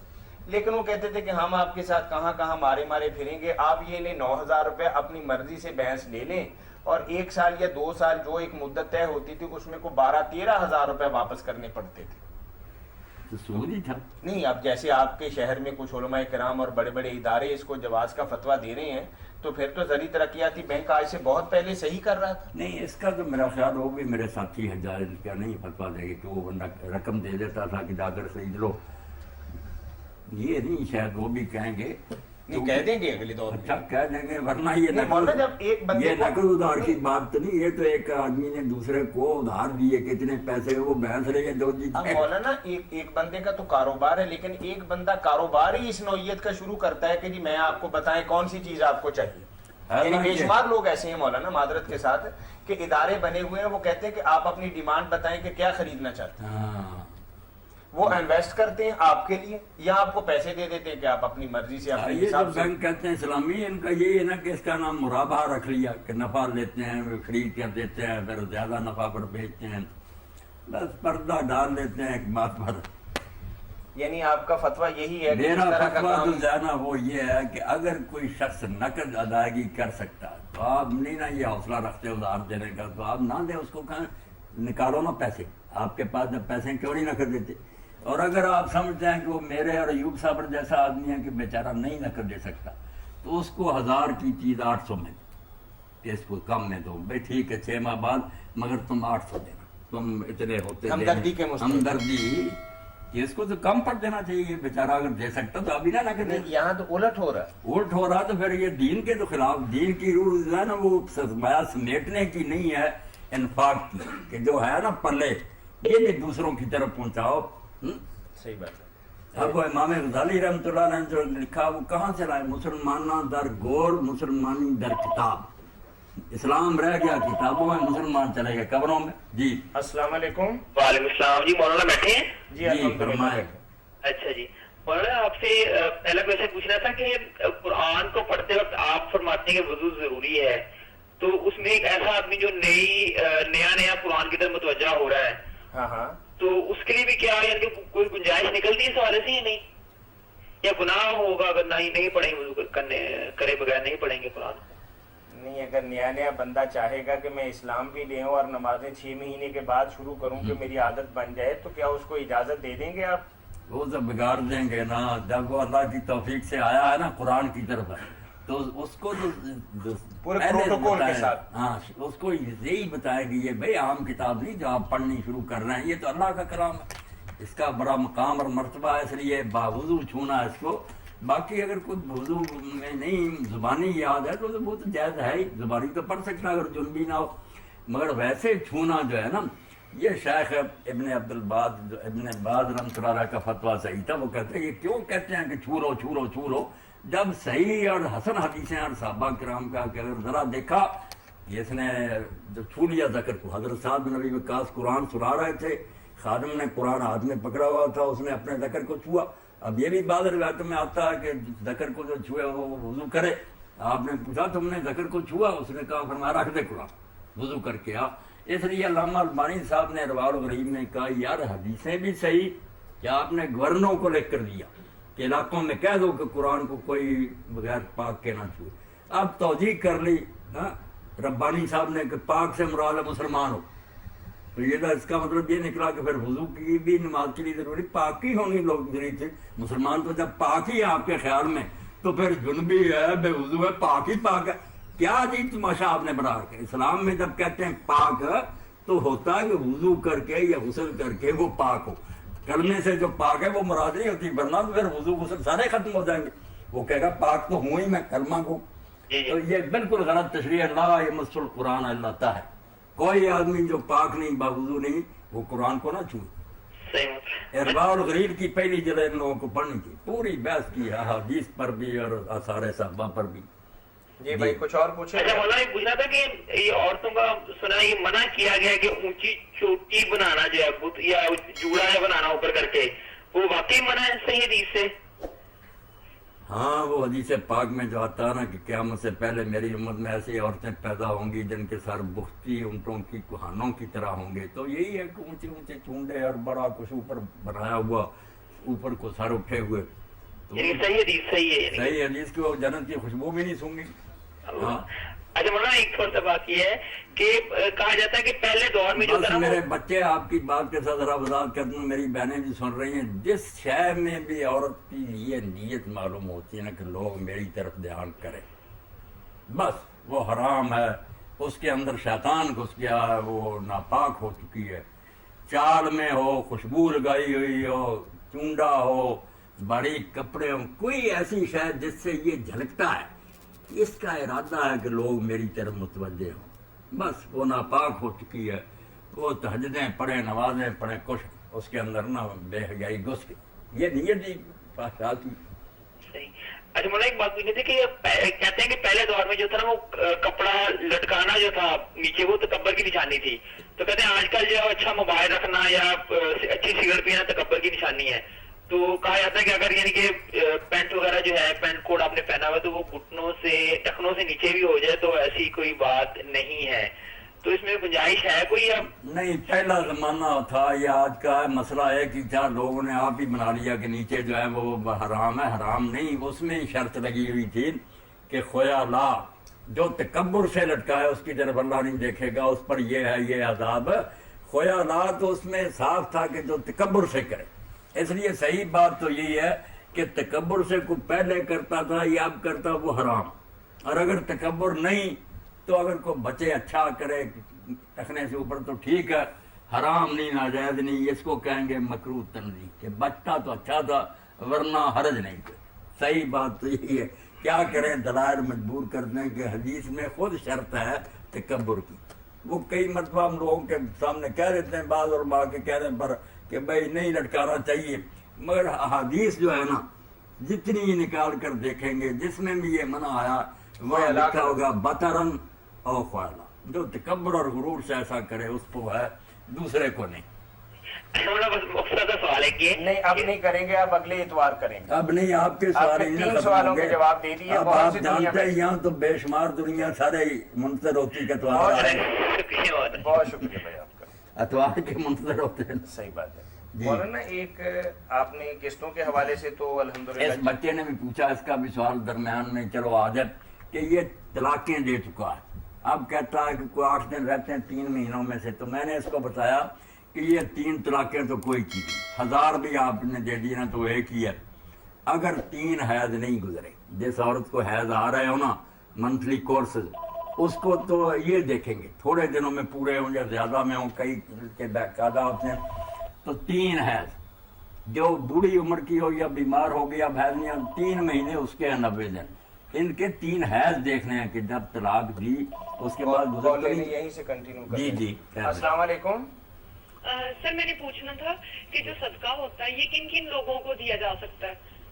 مولوی صاحب کو دیا جا سکتا ہے؟ مولوی صاحب میری بہن نا, مولوی صاحب بھی بیچارے کو مجرم نہیں ہے, وہ آپ کے بھائی ہیں. اللہ رحم کرے. میں یہ بھی اسی لیے نہیں, وہ میں آپ کی بات یعنی کہ ان کی حالت ٹھیک نہ ہو, ہاں ان کی حالت اگر نہیں ٹھیک تو وہ بہت زیادہ مدد کے مستحق ہیں, آپ کو ان سے تعاون کرنا چاہیے. باقی صدقہ دیکھنا چاہیے کس نوعیت کا. اگر تو وہ صدقہ ہے, اصل میں صدقے کو ہم صرف خیر خیرات ہی کہتے ہیں نا, جو مان لیتے ہیں کہ کوئی اللہ کے راستے میں دے گی, نہیں سمجھتے کہ جو بھی خرچ اللہ کے راستے میں کیا جائے نا زکوٰۃ تک, یہ سب صدقہ ہے. جو فرض صدقے ہیں وہ زکوٰۃ ہے, عشر ہے, اور یہ صدقہ فطر ہے وہ فرض ہے, ان کے مصرف مقرر. ایک صدقے ہے نفلی, کہ خوشی سے ہم اللہ کے لیے دیتے ہیں, قربانی کرتے ہیں, عقیقہ کرتے ہیں, یہ خود بھی گھر میں کھاتے ہیں, رشتہ دار بھی کھاتے ہیں, غریبوں کو بھی دیتے ہیں. ایک ہوتا ہے کبھی آدمی کہتا ہے کہ اللہ تعالیٰ فضل فرمایا تو ہم اتنی چیز جو ہے نا وہ دیں گے, وہ دینی چاہیے صرف حقداروں. اس میں مولوی صاحب بھی اگر ہے, ان کی حالت پتلی ہے تو بہت زیادہ حقدار ہے, ان کی خدمت کی جائے, وہ تو عالم دین ہے, ان کا تو ہونا چاہیے. اچھا یہ میں پوچھنا چاہتی تھی کہ ہوتا ہے نا اس طرح کہ صدقہ بلاؤں کو ٹالتا ہے تو کہتے ہیں کہ جان کا صدقہ جان ہوتا ہے, تو مطلب اس طرح یہ بات ٹھیک ہے یا کچھ بھی دیا جا سکتا ہے صدقے میں؟ صدقہ تو بلاؤں کو ٹالتا, یہ بالکل حدیث پاک ٹھیک ہے, ساری امت مانتی, مگر یہ جو ہے نا کہ جان کا جو ہے افزانہ جان, یہ ہندوؤں سے ہم نے لیا نا کہ ہماری بلا اس جانور پر پڑ جاتی ہے, اس کو, یہ بالکل غلط ہے. آپ اللہ کے راستے میں جو خرچ کریں گی نا, پیسے, دانے, کپڑا, جو بھی مناسب سمجھے کسی کو دے دیں گی, وہ انشاءاللہ بہترین صدقہ ہوگا, بلاؤں کو رد کرے گا. کوئی بکرے وغیرہ کی ضرورت نہیں. کئی لوگ سرنگی جو ہے وہ بازاروں میں پھینک جاتے ہیں, عجیب عجیب تصورات ہیں لوگوں کے, گمراہ ہیں. تو بہتر یہی ہے کہ خاموشی سے نا رقم کسی کو دے دیں. سر یہ اگر کوئی رقم زیادہ ہو تو درس کو بھی دی جا سکتی ہے؟ درس جو ہے نا وہاں بہت ان لوگوں کو فنڈ ملتے ہیں ماشاءاللہ, مگر لوگ کرتے ہیں, کرنی بھی چاہیے, مگر یہ سب کے جو ہے نا غریب مسکین بھی آپ کے بہت ہوں گے, خاندان میں بھی ہوں گے کئی, تو ان کے بارے میں تو حضور فرماتے ہیں نا اپنے خاندان کے لوگوں کو دے تو 2 ثواب ہو جاتے ہیں. غریب مسکین یتیم وغیرہ, ہاں ان کو دینا چاہیے, وہ رہ ہی جاتے ہیں. اپنے عزیز و اقارب میں کسی غریب کو دیکھیں اور اس کو دیں, زیادہ ثواب ہے. مولانا فرما رہے ہیں کہ دوگنا اجر ملے گا انشاءاللہ. اچھا سر میرا ایک اور سوال ہے کہ نا بچے پڑھنے کے لیے آتے ہیں یا ٹیوشن پڑھنے آتے ہیں یا ویسے قرآن پاک, تو 10 سال کے اوپر جو بچہ ہے کیا اس کو پڑھانا جائز ہے؟ بچے آتے ہیں نا کو گھر کے اندر قرآن کریم پڑھنے یا ٹیوشن پڑھنے بہن سے, تو وہ کہہ رہی ہیں کہ اگر بچے کی عمر 10 سال ہو گئی ہو,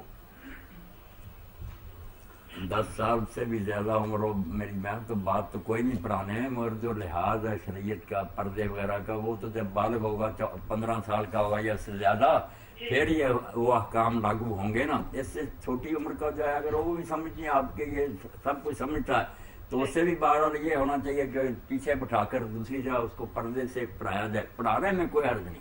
صحیح. اچھا سر ایک اور سوال ہے میرا. جی اگلے اتوار کر لیں گے آپ یہ سوال؟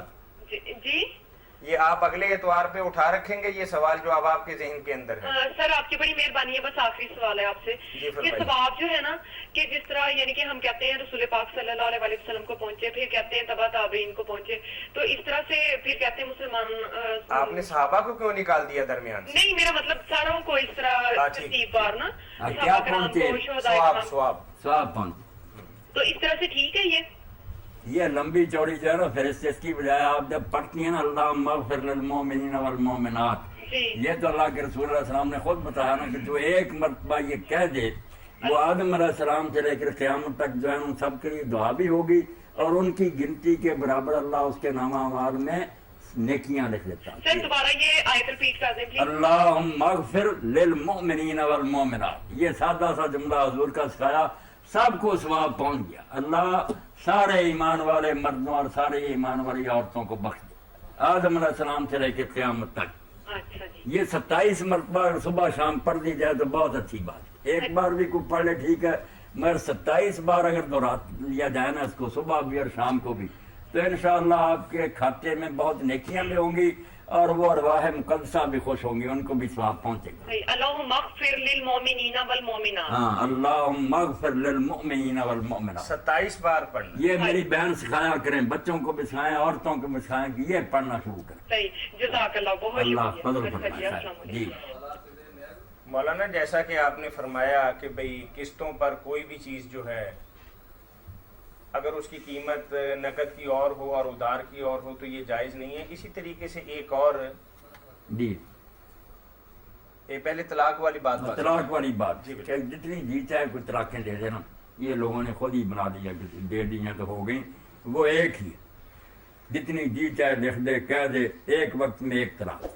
اس لیے اگر 3 حید نہیں گزرے وہ رجوع کر لے, اتنا ہی کہہ دے کہ میں نے طلاق واپس لے لیے, گھر میں آباد کرے, 2 آدمیوں کو گواہ بنا لے کہ میں نے طلاق ختم کر دیے, وہ نکاح اس کا برقرار ہے. مگر ایک فائر ہو گیا, ایک اختیار جو تھا نا اس کا وہ استعمال ہو گیا, 2 باقی رہ گئے.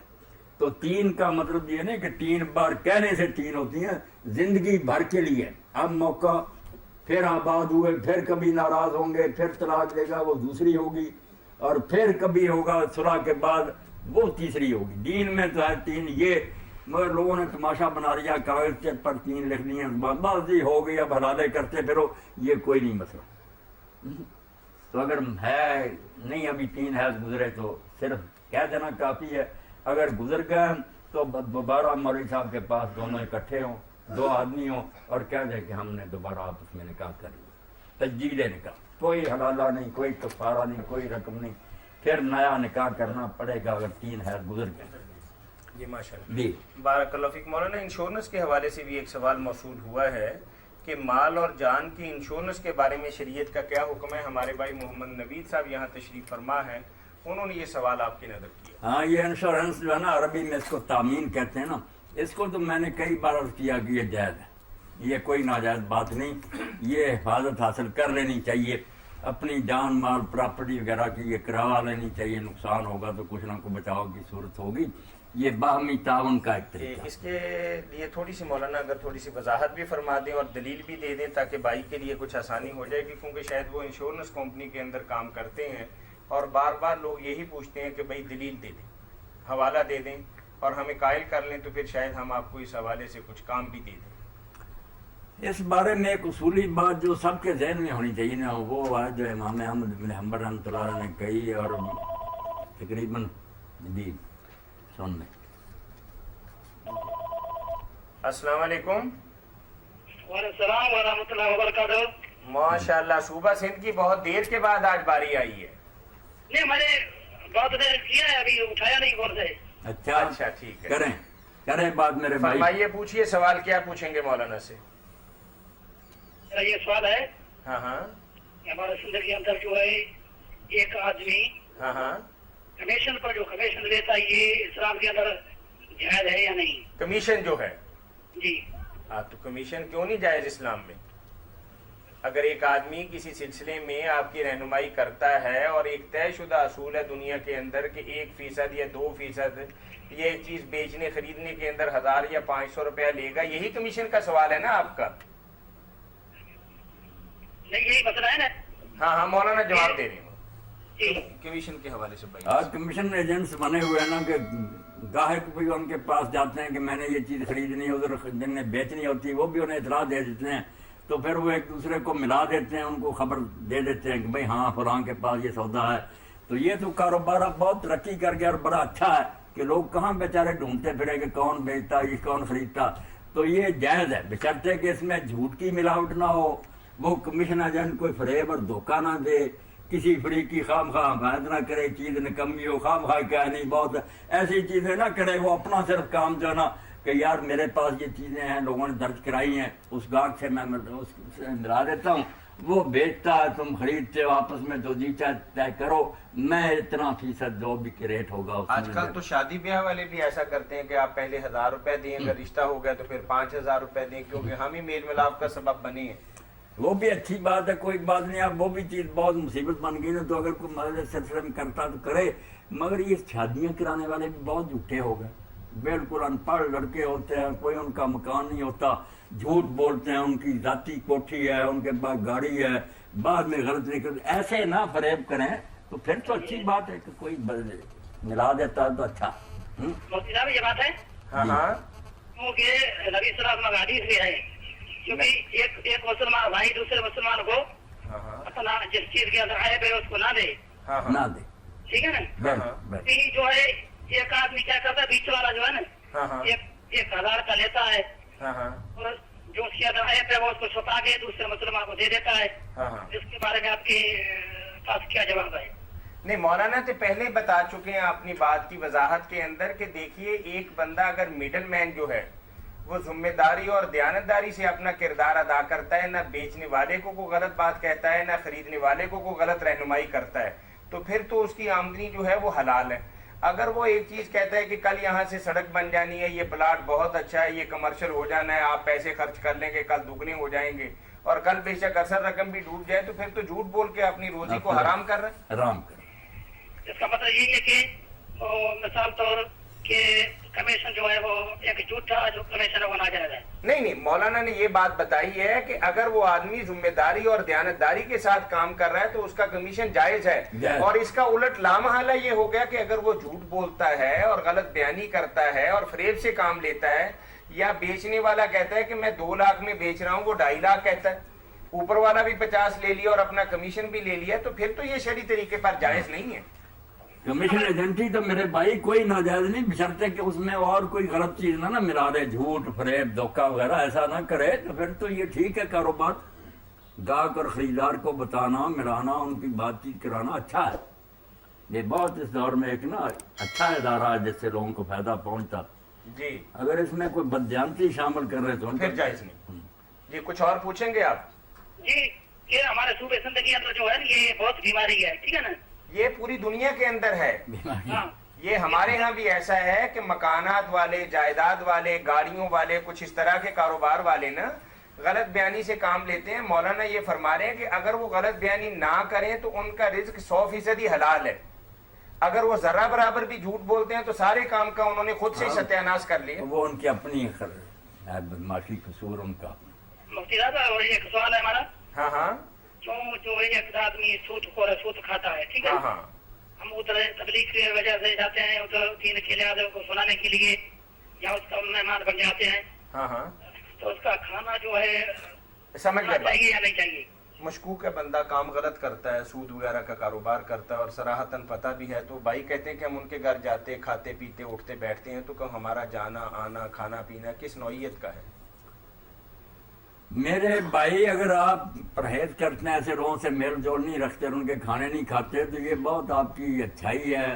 مگر یہ مسئلہ کوئی نہیں, کیونکہ جو خیبر کے یہودی تھے ان سے زیادہ حرام تو یہ نہیں کھاتے, ان کا سودی کاروبار بھی تھا, ویسے بھی حرام مردار وہ کھاتے تھے. تو اللہ کے رسول علیہ السلام نے ان کی دعوت قبول کی فتح خیبر کے بعد, اگرچہ انہوں نے بدماشی سے زہر ملا دیا اس میں, مگر آپ نے تو دعوت قبول کی, کھائی. تو اس سے پتہ چلتا کہ ہمیں نہیں دیکھنے کی ضرورت کہ آمدنی اس کی کیا ہے, آمدنی میں کچھ نہیں، یہ متعدی نہیں پیسوں میں ہوتا کہ آگے چمٹ جاتا، ورنہ تو کاروبار ہی حرام ہو جائے. دکان پر سودا لینے کے لیے جائے پہلے پتہ کرے کہ یہ پیسے آئے کہاں سے، کس مصیبت میں پڑیں گے. جس نے وہ کمائے حرام اس کے لیے حرام ہے. باقی جس کو وہ دیتا نا، کسی کو تحفہ یا ویسے دعوت کرتا ہے یا کسی چیز خریدتا ان پیسے، اس کا کیوں خریدنا یا کھانا پینا حرام ہو جائے گا؟ پیسوں میں نہیں حرام سرات کر جاتا، جس نے کمایا ہے اس کے لیے حرام، وہ گناہ گار. ہمارا باپ پورے سمجھ میں نہیں آیا تو یہ کہا کہ ہم اس کے پاس جاتے ہیں، وہ تو ہم کو پتا ہے وہ سود خور ہے. آپ جائیں اس کے پاس، کھائیں پیئیں موج کریں. مولانا یہ بات فرما رہے ہیں کہ یہود خیبر نے نبی کریم صلی اللہ علیہ وسلم کی بحیثیت یہودی ہونے کی دعوت کی تھی نا، آپ کے علم میں ہوگا. جی جی. اب کون سا آپ کو تو پتا ہے کہ یہودی کیا کرتے ہیں، سود کا کاروبار بھی ان کا کھانا اور پینا اور ان کے کاروبار جو ہیں وہ بظاہراً کیا سب پتا ہے کہ پوری دنیا کے اندر آج جو خرابی ہو رہی ہے اس کے بھی سبب جو ہیں وہ یہودی ہیں. خراب. تو اس زمانے کے اندر بھی یہود خیبر سود کھایا کرتے تھے، رنڈی بازی کا کام کرتے تھے اور طرح کے مطلب مردار بیچا کرتے تھے. تو مولانا کہہ رہے تھے کہ اگر وہ حرام ہوتا تو آقا صلی اللہ علیہ وسلم کبھی وہاں نہ جاتے. تو اگر کوئی بندہ سود کھاتا ہے، غلط کام کرتا ہے، دل کے اندر آپ نفرت رکھیں، لیکن اس سے میل ملاقات شاید آپ کے آنے جانے سے کوئی بہتری آ جائے. بہتری آ جائے. ٹھیک ہے، اس کا مطلب اللہ کو ہدایت کر. ٹھیک ہے نا جی انشاءاللہ. ہمارا ادھر جو کھانا ہمارے لیے کوئی گناہ کا کام نہیں ہے. نہیں، کوئی گناہ کا کام نہیں. ٹھیک ہے، پھر خدا حافظ. اگلے ہفتے انشاءاللہ پھر ملاقات ہوگا. انشاءاللہ اللہ انشاءاللہ. یہ انشورنس کے حوالے سے مولانا تامین، عربی میں تامین کہتے ہیں. جی جی. تو اس میں باقی اور جو ہے نا ہر کام میں خرابیاں لوگوں نے ڈالنی، وہ تو لگا مگر یہ اسکیم اچھی ہے، یہ نہ توکل اللہ کے خلاف ہے نہ کچھ نہیں. جی جی. السلام علیکم. السلام ورحمۃ اللہ وبرکاتہ. شیخ صاحب کیا حال ہے؟ جی الحمدللہ. صوبہ سندھ سے بات کر رہے ہیں آپ بھی؟ جی میں اگلے ہفتے بات کیا، قاسم بلوچ میرا نام ہے، اور آدم علیہ السلام کے مقبرے کے بارے میں. ہاں ہاں. وہ آپ نے کہا تھا اگلے ہفتے بات کرو. کس کے بارے میں؟ مخبری کے بارے میں؟ آدم علیہ السلام کا مقبرہ کدھر ہے؟ آدم علیہ السلام کا مقبرہ ہم نے بہت قبروں والوں سے پوچھا، لیکن کسی بندے نے نہیں بتایا کہ فلاں جگہ پہ ہے. نہیں پتا چل سکا. ابھی کچھ اور شاید گورکنوں سے رابطہ کرنا پڑے گا تو ان کے شاید علم میں ہو، کیونکہ ایک پوری برادری ہوتی ہے نا، چین ہوتی ہے. یہ ویسے گپے ہانکنے والوں نے میرے بھائی لکھا کہ مکہ میں جو مسجد حرام کے پاس ہے نا جبل ابو قبیس، اس میں حضرت آدم علیہ السلام دفن ہے. کوئی کہتے ہیں حوا جو ہیں وہ جدہ میں دفن ہے، کہتے جدہ کہتے اسی لیے ہیں کہ وہاں ہماری دادی دفن ہے. اب مولانا رضا خان بریلوی کہتے ہیں کہ وہاں جائے تو بالکل اس قبر پر نہ جائے، نہ وہاں حوا دفن ہے، بالکل جھوٹ بولتے ہیں. نہ اس شہر کا نام جدہ ہے. اب اصل نام جو بولیں تو لوگ کہیں گے یار یہ بیوقوف ہے مولوی. نام تو جدہ تھا پیش تھی زمین پر، مگر وہ جدہ مشہور ہو گیا اور جدہ دادی بن گئی اور وہ ہوا بن گئی. جدہ البحر اصل نام تھا، جدہ البحر سمندر کا کنارہ. کیونکہ حضرت عثمان رضی نے یہ شہر آباد کیا تھا، بندرگاہ بنائی، اس لیے اس کا نام رکھا جدہ البحر، سمندر کا کنارہ جس کی جمع جدت. اب وہ جدہ کی بجائے جدہ، جدہ پھر دادی اور دادی پھر ہوا، کدھر کی کدھر بات چلی. تو آدم علیہ السلام کا بھی ایسے کہتے ہیں. وہاں میدان عرفات میں پہاڑ کے اوپر بنا رکھا ہے کہ وہاں منار، اور وہاں بھی تھڑا ہے کہ حضرت حوا اور آدم یہاں اکٹھے ہوئے تھے.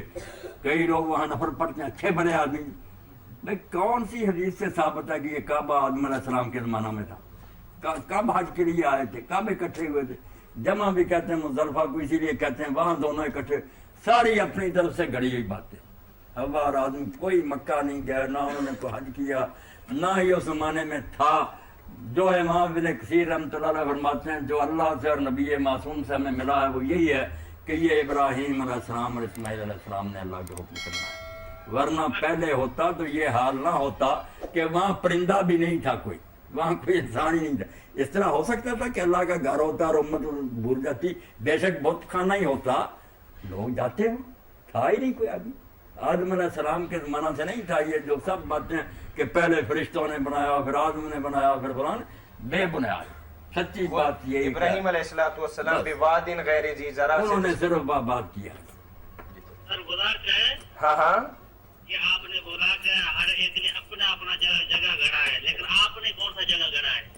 ہم نے کوئی جگہ نہیں گھڑی. ہم کہتے ہیں جس بات کو آپ لوگ نہیں جانتے لا تکف ما لیس لک بہ علم، جس شے کا علم نہیں ہم اس کے پیچھے کیوں پڑے، ہم جھوٹ بولے. آپ یہ بتائیں کہ دین کے حوالے سے اس کا کیا فائدہ ہے؟ کل آپ شروع کر دیں گے کہ نوح علیہ السلام کی قبر کہاں، پھر ہو جائے گا کہ فلاں کی کہاں، کیا کرتے پھریں گے. اب دین کے جیسے ابن تیمیہ رحمۃ اللہ علیہ فرماتے ہیں کہ سچی بات تو یہ کہ دنیا میں صرف ایک قبر آئی یقینی معلوم نبی کی جو رسول کریم علیہ السلام کی، باقی ساری جو ہے نا وہ فرضی ہے، کسی کے پاس ثبوت نہیں ہے کہ ان کی ہے یا نہیں ہے. کئی انبیاء علیہ السلام کی قبریں تو کئی جگہ ہے، ایک ہی نبی کی وہاں بھی ہے وہاں بھی ہے، تماشا بنا رکھا. خود رسول کریم علیہ السلام کے ازواج مطہرات کا حال یہ ہے کہ ام حبیبہ کی اور ام سلمہ کی وہاں شام میں بنا رکھی ہے، حالانکہ ساری دنیا کو پتا ہے کہ سوائے خدیجۃ الکبریٰ کے باقی ساری ازواج مطہرات مدینہ میں فوت ہوئی، وہاں ہی دفن، مگر وہاں بھی قبریں لوگ زیارتیں کر رہے ہیں. تو یہ بناوٹی. ادھر چین کی طرف حضرت جابر کی قبر بنی ہوئی ہے، کہیں سعد بن ابی وقاص کی بنی، توبہ وہ لوگ مدینے میں دفن ہیں. جی بھائی پوچھئے، کیا پوچھ رہے ہیں آپ؟ سر گناہ کیا ہے؟ ہاں آپ کسی جگہ کے اوپر نہیں پہنچ سکے سوال کا جواب میں نہیں پہنچ، ہمیں کوئی، ہم نے تو پہلے کہہ دیا نا کہ ہم نے معذرت کی ہے آپ سے کہ ہم کسی نتیجے تک نہیں پہنچ سکے. لا ادری ہمیں کوئی پتہ نہیں اور نہ پتہ کرنے کی ضرورت ہے، بلکہ اس بارے میں سوال بھی ان چیزوں میں داخل ہے جو گناہ میں آتی ہیں، کہ جس کی ضرورت ہی نہیں وہ بات کیوں پوچھتے. چلے بہت شکریہ بھائی آپ کے کال کرنے کا.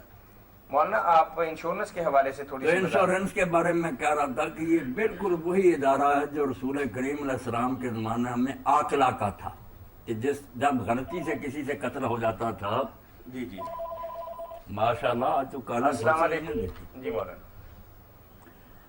تو آکلا کا ادارہ مقرر ہوا کہ غلطی سے قتل ہو جائے. السلام علیکم. السلام علیکم. جی وعلیکم السلام ورحمۃ اللہ. جی میں بابر بات کر رہا ہوں. جی یہ میں قاری صاحب سے ایک بات پوچھنی ہے. جی پوچھئے بھائی. کہ میری ابھی شادی ہوئی ہے، تقریباً 15-20 دن ہو چکے ہیں. اللہ مبارک کرے، مہربانی. خیر مبارک. اور میری بیوی کو غصہ بہت آتا ہے. اچھا جی تو غصے میں اسے کیا کرنا چاہیے؟ غصے میں آپ یہ بتائیں کہ وہ کرتی کیا ہے؟ کہیں آپ کو پیٹتی تو نہیں؟ باقی تو بعد میں بتائیں گے نا. بابر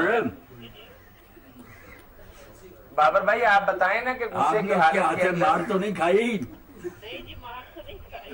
ہاں لیکن وہ غصے میں آ جاتے ہیں. کون غصے میں آ جاتے ہیں؟ بیگم صاحبہ جی. کوئی بات نہیں بابر، یہی تو آپ کے مرد ہونے کا تقاضا ہے کہ آپ اس کے غصے کو برداشت کریں، اس وقت آپ ہنسا کریں، اس سے دل لگی کریں. آپ کو رسالت مآب علیہ السلام کی یہ حدیث پاک یاد رکھنی چاہیے کہ لا یفرق مؤمن مؤمنۃ، کسی مومن کو مومن بیوی سے نفرت نہیں کرنی چاہیے. ان کرا منا خلقن، اگر اس کی کوئی عادت ناپسند ہے، رضی من آخرہ، تو کوئی دوسری اچھی بھی تو ہوگی.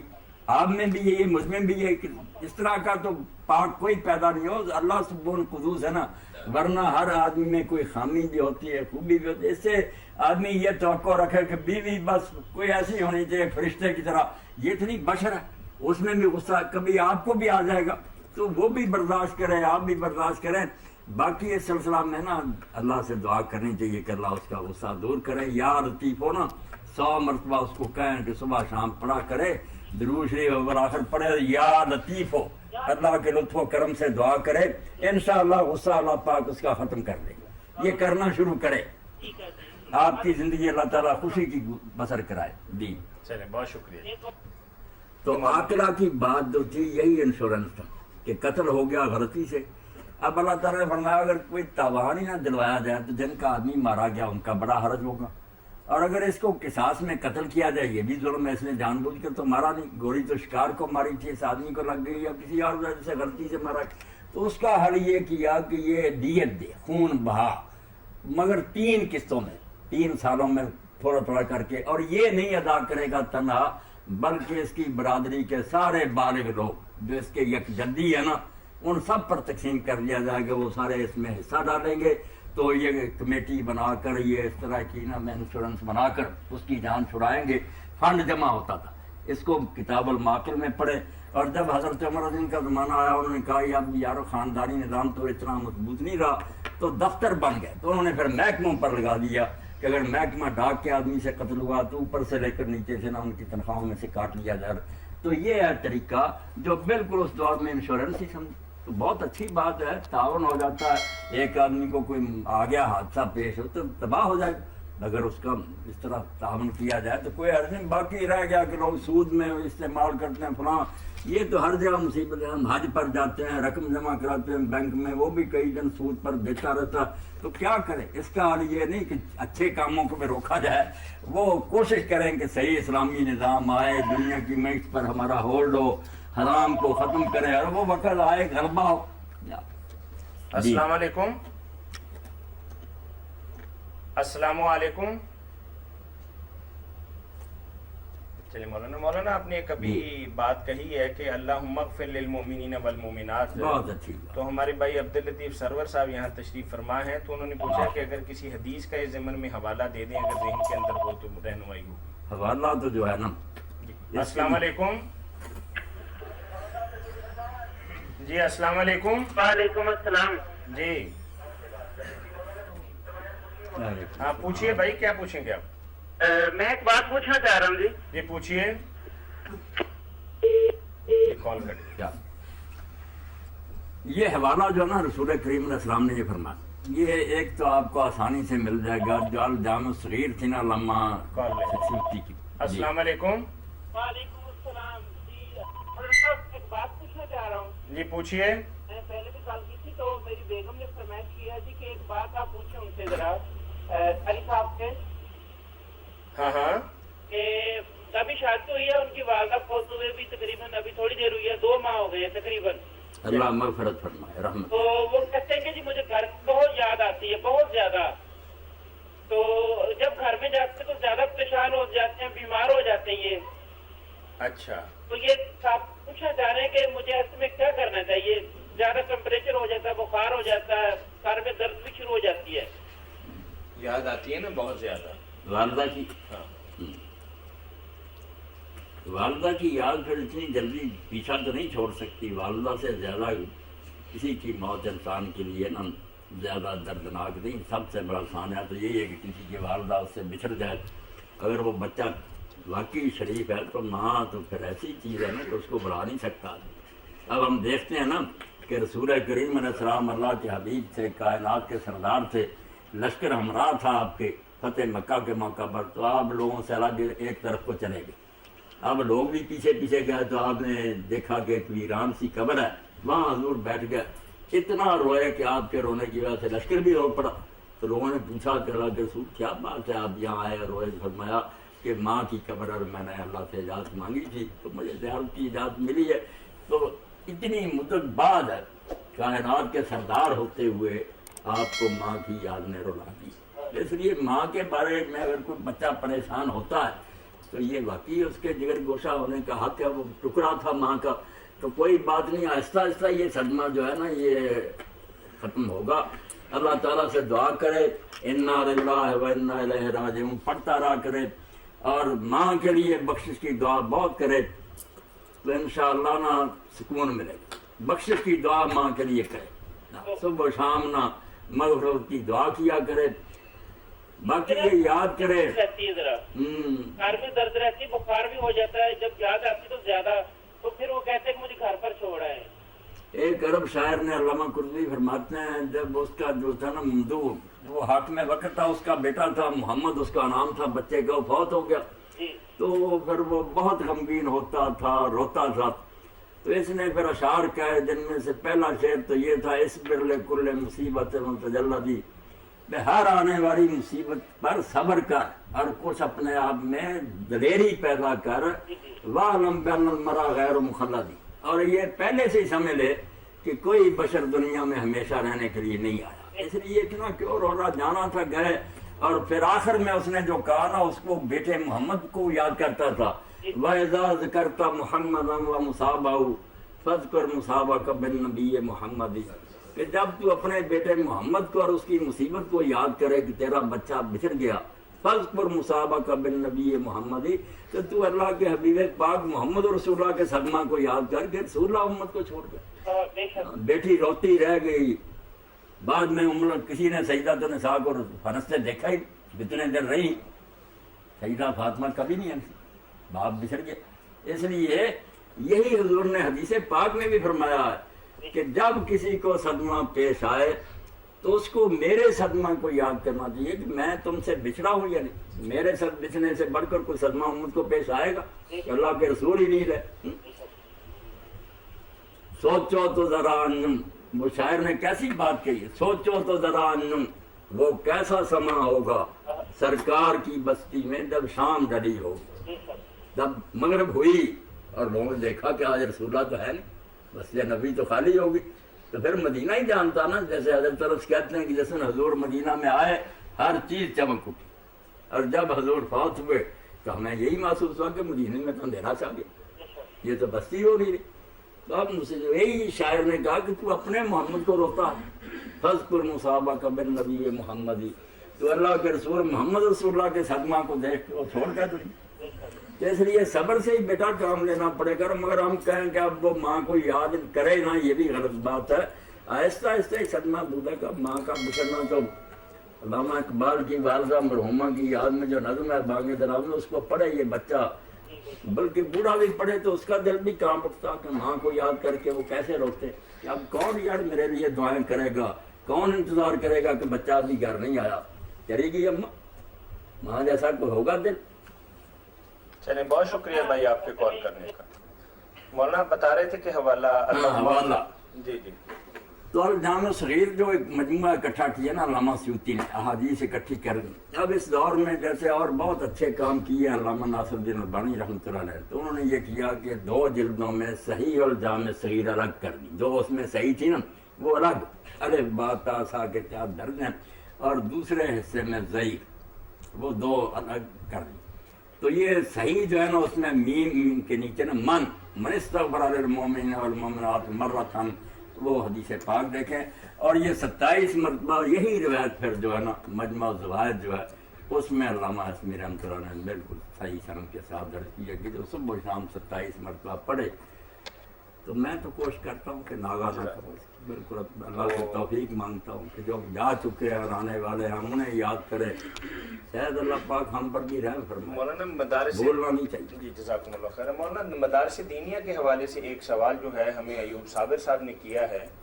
انہوں نے تو اپنے مدرسے کی صورتحال واضح کر دی، لیکن کئی جگہ پہ ایسا ہوتا ہے. وہ فرماتے ہیں کہ مولانا اسحاق صاحب السلام علیکم، وعلیکم السلام. وہ کہتے ہیں کہ میں نے مدرسہ بنایا ہے، نام اس کا ہے جامعہ رشیدیہ للبنات. اس میں طالبات پڑھتی ہیں.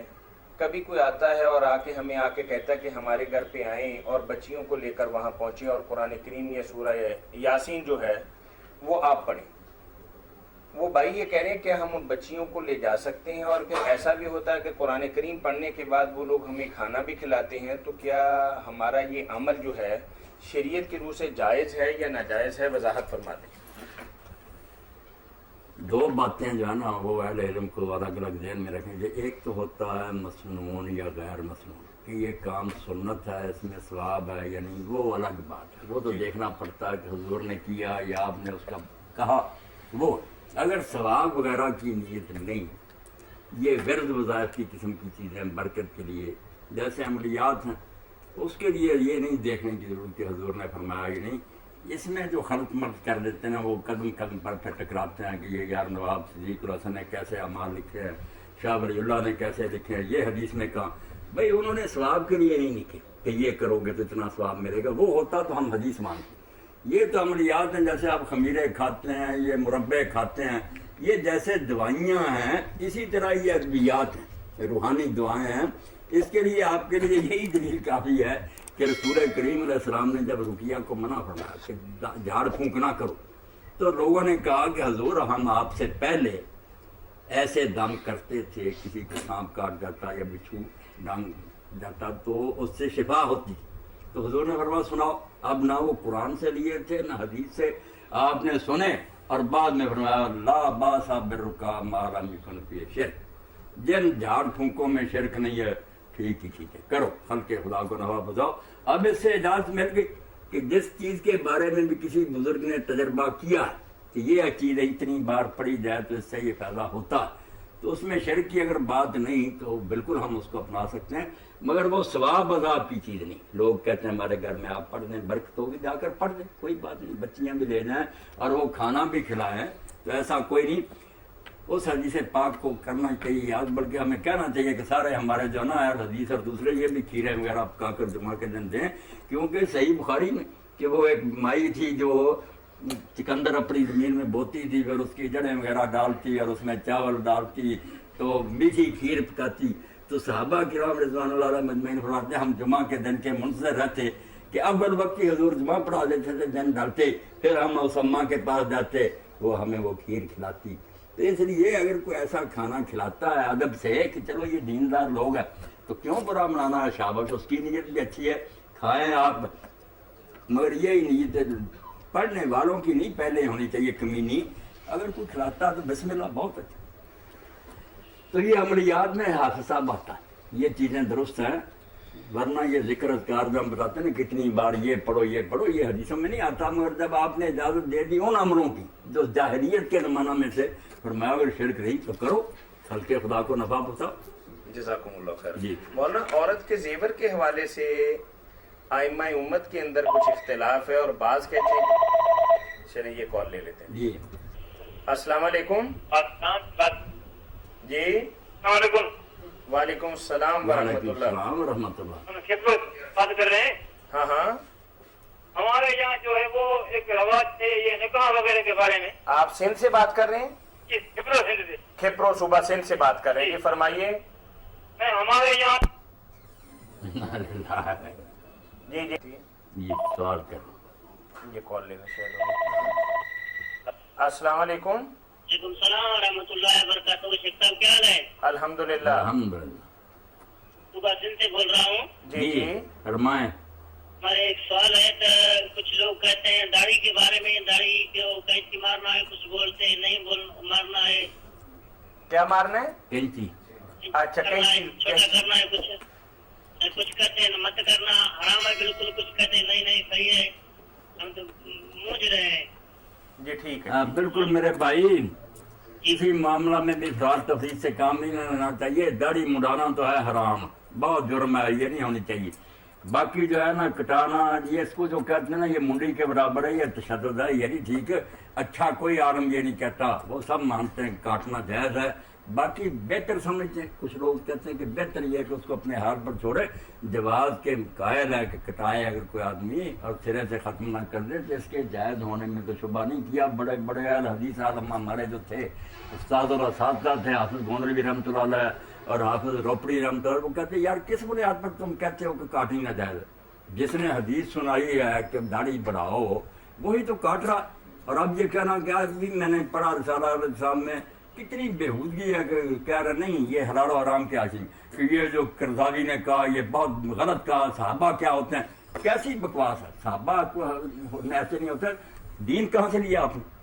آپ عربی ان سے زیادہ جانتے ہیں، اگر اس کو نہ علم ہوتا ہے حدیث کا پھر بھی بہانا ہوتا ہے، نوب نہیں پہنچی، وہی سنا رہا ہے وہی کاٹ رہا۔ اسی لیے بدائع الفوائد میں لکھتے ہیں ابن قیم کی، پوچھا امام احمد سے، انہوں نے فرمایا کاٹے، تو کہا کیوں؟ آف اللحا، انہوں نے کہا جس نے آف اللحا روایت کیا اس نے کاٹی۔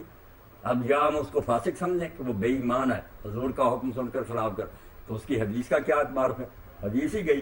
اور اگر وہ عربی آپ سے زیادہ جانتا تو آپ آرام کریں، صرف اتنا ہی مطلب ہے کہ سرے سے منہ نہ دیں۔ یہ اب درایا میں ابن حجر نے فرمایا تطبیق کی کہ آف اللحا کا معنی یہ ہوگا کہ سرے سے استحصال جانا، جڑیں ختم کریں، یہ چھوڑ دو۔ اب یہ فا ہو گیا کہ بڑھ گئی، اب کتنی بڑی یہ اپنی پسند ہے، کوئی چاہتا بڑھتی جائے بسم اللہ، مگر یہ صحابہ اور تابعین، بلکہ علامہ البانی صاحب نے تو فتویٰ چھپ گیا، وہ تو کہتے ہیں بدعت ہے، یہ لمبی جو ہے یہ بالکل بدعت۔ ایک ہی حوالہ دکھاؤ کسی نے سرد میں یہ رکھی، سارے کٹاتے تھے، تو یہ نجائز نہ کہیں بھائی، اگر کوئی رکھنا چاہتا لمبی کرے تو کہتے ہیں جی حج پر ہی صرف، یہ کہتا ہے یہ بھی کہ حج پر ہی صرف کاٹی۔ وہ حافظ روپڑی رحمۃ اللہ علیہ فرماتے بکواس کرتے ہو، حج کا احرام کھولتے حرام کام کر لیا، جب داڑھی کو چھیڑنا ہی حرام تھا تو احرام کھولتا نہیں تھا ابن عمر کا، سر جب منڈا لیا تھا، تو یہ حرام کام کرتا رہو، تشریح وہ کرو جو عقل کی بات ہو۔ یہ کہو کہ چونکہ وہ کٹاتے رہتے تھے، احرام ہوتا تھا 2 3 مہینے کا لمبا، اس زمانے میں وہ لمبی ہو جاتی تھی، وہ پھر احرام کے بعد جب سر مڑاتے تو داڑھی کو پکڑ کر جتنی بڑی ہوتی کاٹ دیتے، رسلال لے آتے، ورنہ احرام کھلنے سے رکا ہوا تھا کہ حرام کام شروع کر دیا۔ یہ فتاویٰ میں ان کا روپنی رحمۃ اللہ علیہ کے پڑھا، جواز میں کوئی شک نہیں، بالکل نہیں۔ اور یہ فتاویٰ سنائیہ میں امام عبدالجبار غزنی کہتے ہیں کہ بالکل ہندوستان میں تو واجب ہے کٹانا، سکھوں کا طریقہ لمبی لمبی داڑیاں، تو علماء کو چاہیے کوئی خیال کیا کرے، یہ حکم دے دینا کہ منڈی کے برابر، ایسا نہیں چاہیے، کوئی لمبی رستہ بسم اللہ۔ جزاکم اللہ خیر۔ نظر دوڑایا کریں کہ کتنے بڑے بڑے صحابہ اور تابعین کرتے ہیں، ان کو ایک ہی رندے میں رگڑ دینا کہ وہ سب بیوقوف تھے۔ یہ تو ایسا ہی ہے جیسے آج اٹھتے ہیں پرویزی منکرین سنت یا یہ قادیانی، جی صحابہ کو سمجھ نہیں آئی توفیق کی ہم سے، تو پھر تو سارا دین مذاق بن جائے گا کہ لوگ کہیں گے ہم زیادہ سمجھتے ہیں۔ اس لیے میں خدا گواہ یہ صاف کہتا ہوں کہ جو پہلوں نے مانا سمجھا نا، جو اس سے ہٹ کر مانا کرے گا وہ گمراہی کی پہلی ہٹ رکھ دی، اب فرقے نئے بنیں گے، روک نہیں سکے، کوئی بھی پھر لنگر نہیں رہے گا۔ یہ کہنا پڑے گا کہ کتاب و سنت کی وہ تشریح جو سلف صالحین نے کی، بس کتاب و سنت میں نہیں لینا، کتاب و سنت تو سب فرقے لیے پھرتے ہیں، کتاب و سنت اس تشریح کے مطابق جو صحابہ نے اور تابعین نے کی، پھر آپ بچے رہیں گے، پھر کوئی گمراہ نہیں کر سکے، ورنہ کوئی حال ہی نہیں ہوگا، جس کا جی چاہے گا لغات اٹھائے گا، دکھا دے گا کہ وہ مانا بھی ہے۔ جزاکم اللہ خیر، خوبصورت جواب تھی۔ میں حاضرین اور ناظرین کی طرف سے اس پروگرام کے روح رواں مربی اور سرپرست مفتی اعظم پاکستان حضرت مولانا محمد اسحاق مدظل العالی کا شکر گزار ہوں کہ آپ کی طرف سے آنے والی فون کالز اور براہ راست پوچھے گئے سوالات کے جوابات مرحمت فرما رہے تھے۔ ادارے کے حوالے سے میں ایک بات بتاتا چلوں کہ جس طریقے سے ہم دینی رہنمائی کا یہ پروگرام آپ کی خدمت میں پیش کرتے ہیں، اسی طریقے سے ہمارا ادارہ سیرت النبی صلی اللہ علیہ وسلم اور قرآن کریم کی تفسیر اور ترجمہ کے حوالے سے اور احادیث کی تشریح اور وضاحت کے حوالے سے بھی کتابیں انتہائی تبلیغی نرخوں پر دیتا ہے۔ آپ ہمارا ایڈریس نوٹ کر لیجئے، اور جو کتاب ان کتب میں سے آپ کو درکار ہو آپ ہم سے لے سکتے ہیں۔ ہمارا پتہ ہے مرکز الحرمین الاسلامی، گل بہار کالونی، مین ستیانہ روڈ، فیصل آباد۔ اس کے ساتھ ہی اس پروگرام کے میزبان میاں طاہر کو اگلے اتوار تک کے لیے اجازت دیجیے۔ اللہ حافظ۔